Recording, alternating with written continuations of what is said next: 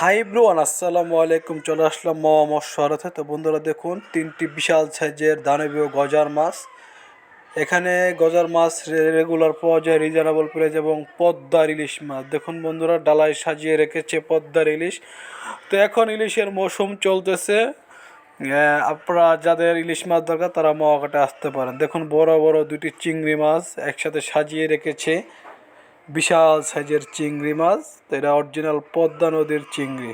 তো বন্ধুরা দেখুন, ইলিশ মাছে মাছে মাওয়া ঘাট ভরে গেছে, এবং নদীর সাঁচরা মাছ যেমন গুলশা মাছ বিভিন্ন রকম। দেখুন বন্ধুরা, মানুষ আর মানুষ, এবং মানুষও যেমন বেশি, এবং পদ্মা নদীর মাছও মাওয়া ঘাটে বেশি। তো বন্ধুরা, যাদের পদ্মার মাছ বেশি বেশি পছন্দ, এখনই সময় একটু কম দামে ইলিশ মাছ খাওয়ার।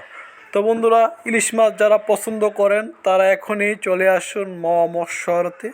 এখন আসলে আপনারা মাছগুলো একটু আগের তুলনায় অনেক কম দামে পাবেন। এখানে বেলে মাছ, চিংড়ি মাছ, এবং ইলিশ মাছ, রুই মাছ, এবং চিয়াবৈল্লা মাছ হিউজ পরিমাণ মৎস্যতে পাওয়া যাচ্ছে। এবং যাদের পুকুরের মাছ পছন্দ তারাও এখানে এই মাছগুলো পাবেন। তো বন্ধুরা, আর দেরি না করে মৎস্যতে চলে আসুন।